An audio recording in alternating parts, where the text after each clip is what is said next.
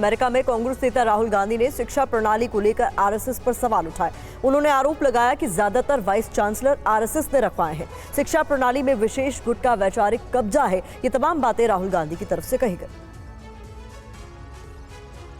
लोकसभा में नेता विपक्ष राहुल गांधी 3 दिन के अमेरिका के दौरे पर हैं। तस्वीरें टेक्सास यूनिवर्सिटी के कार्यक्रम की है। इसी कार्यक्रम में राहुल गांधी ने अपनी बेबाक राय रखी। उन्होंने कहा कि आरएसएस का मानना है कि भारत एक विचार है, हमारा मानना है कि भारत बहुत सारे विचारों से मिलकर बना है। राहुल गांधी ने शिक्षा प्रणाली पर भी सवाल उठाते हुए आरएसएस पर सवाल उठाए। I think currently huge problem in the education system is the ideological capture. So, you know, feeding ideology through the education system. Most of our vice chancellors today are placed by the RSS. It's an organization that has a very particular perspective on life, on history, on the future. That's really damaging. Having one organization that is placing all its people in our education system, I think that's damaging.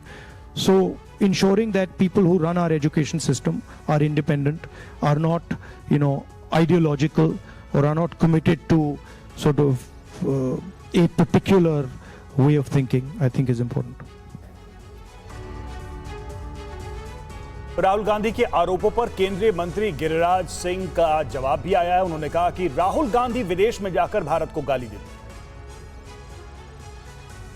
जो भारत इनके कार्यकाल में defence import होता था वो export कर रहा है। वो भारत जो देश में 19 लाख करोड़ का इंपोर्ट था वो आज 80 लाख करोड़ पे पहुंच गया।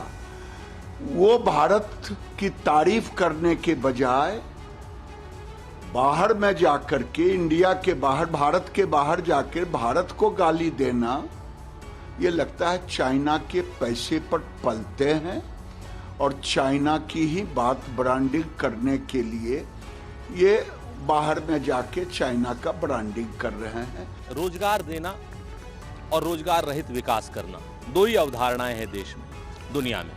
जो क्रॉनिक कैपिटलिस्टिक मुल्क हैं वो रोजगार विहीन विकास करते हैं क्योंकि उनके यहाँ मानव श्रम की कमी है। लेकिन भारत जैसे देश में, चीन जैसे देश में, वियतनाम जैसे देश में रोजगार परक विकास ही हो सकता है।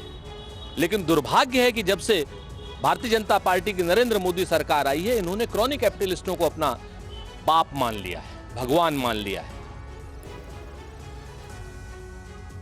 और अमेरिका के टेक्सास यूनिवर्सिटी में छात्रों से संवाद में राहुल गांधी ने चीन का भी जिक्र किया। उन्होंने कहा कि चीन में रोजगार की समस्या नहीं है। Let's be clear.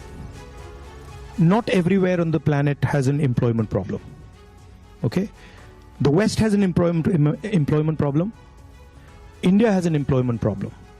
But there are many countries in the world that don't really have an employment problem. China certainly doesn't have an employment problem. Vietnam doesn't have an employment problem. If you look at the United States in the 1940s, 50s and 60s, they were the center of global production. Anything that was made, cars, washing machines, TVs, all made in the United States. Production moved from the United States. It went to Korea, it went to Japan, eventually it went to China. And if you look today,